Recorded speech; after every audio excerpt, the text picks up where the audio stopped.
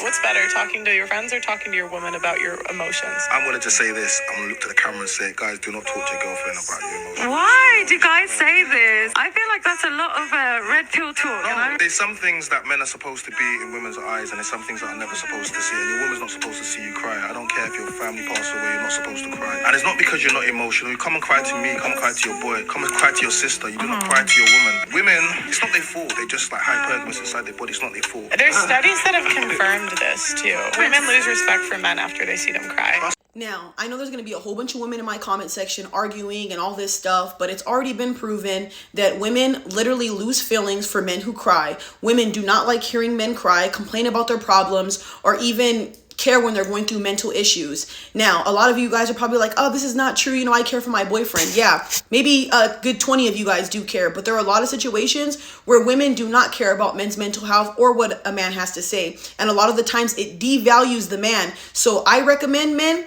keeping these things to yourself, going to a professional, or seeking help from somebody else outside of your relationship.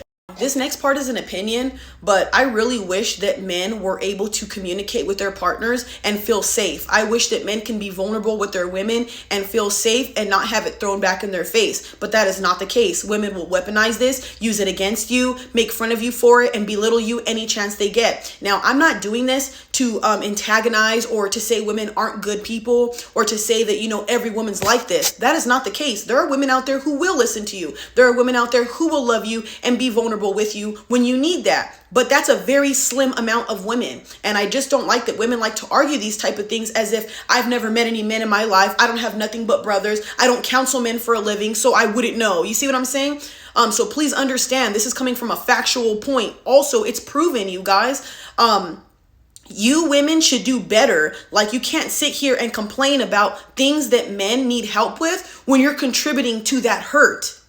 Make sense? So if you cared so much after this video, you're probably just going to get triggered and not care. Start doing better. When your man tells you something, keep it to yourself. You don't need to tell your homegirls. You don't need to tell him the same thing he told you when he was going through it in an argument. Does that make you feel better? Exactly. You mean to tell me the person who's your heart and soul, the one you say you love, who provides for you, takes care of you, you're doing that to him and throwing that in his face. But that's your man, right? Exactly. I don't like how girls will get mad at me and call me a pick-me and all this stuff for me shedding light on information that needs to be talked about, but you're not mad at yourself for literally belittling a man who loves you, who cares for you. And I'm not talking about the relationships who aren't flourishing. I'm not talking about the men who weren't there for you. But a lot of you women have had good men who needed you, and what did you do? Out their shit. Make fun of them. So do better.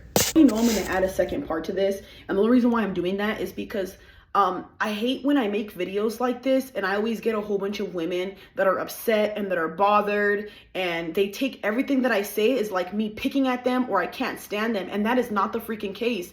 I might not have a sweet approach. I say this so much, but I am very blunt, very direct, and I don't do the sugarcoating. I know that this is not the normal, go ahead, sweetie, and yeah, girl, bad bitch. I don't talk like that. I talk like a normal human, a normal adult. Ladies, if you ever want to have a flourishing relationship, I suggest getting counseling with me. I suggest going to my email and contacting me, and I will help you with a free session, your first session. But I want a lot of women to understand this. You cannot sit here and get mad at a man not coming to you, not expressing his emotions to you when, one, you're a girl who gossips so much. You're a girl who tells your friends' business to everybody. That's not a good look for you. I also hope you know that when you get into an altercation, like an argument, with your man, and you go and out him, and you know, oh, that's why your mom this, why that's why your mom that, something he told you privately, you've ruined everything that he's ever done with you. Now, again, I've said this time and time again, I have once been toxic. I am not perfect. By all means, how do you think I know about these things? I had to have done it once, right? Or have seen it or something. So please understand, it's not coming from a place of, oh, I know it all. You're not smart. You're not this. No, it's just teaching you how to understand and how to move when you're in a relationship. You want loyalty. You want a man to love you and care for you.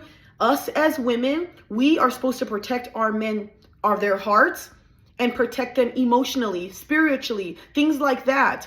We're the nurturers, we're the caring ones, not the masculine ones, not the ones bringing in chaos. And again, if you're not choosing a right man who's not bringing that love out of you, you need to bounce. Or if maybe love isn't installed in you, believe in God, fix that. But a man protects us financially or, physically. I say this multiple times. So if your man's confiding in you and telling you things, especially if your man had already sat down and told you, hey, I have a hard time talking to women, or I've had a hard time with women in my past, and you go and blatantly disrespect him and add on to that chaos that he already went through, you're a piece of caca. You really are, because you can't sit here and say you didn't know these things already. I get really tired about like this generation of women sometimes, only for this reason. You can't say you don't know what men don't want anymore. They literally tell you what they want. Be there for them, love them, be their peace, all that. And one of the things that men just want is a woman that they can love, a woman that wholeheartedly loves them back.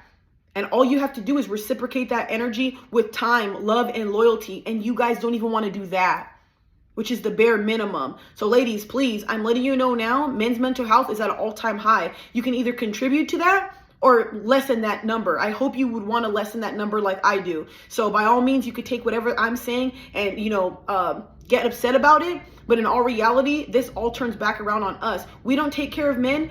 Things don't happen for us. I hope you know that. Men built most of this fucking world. You didn't.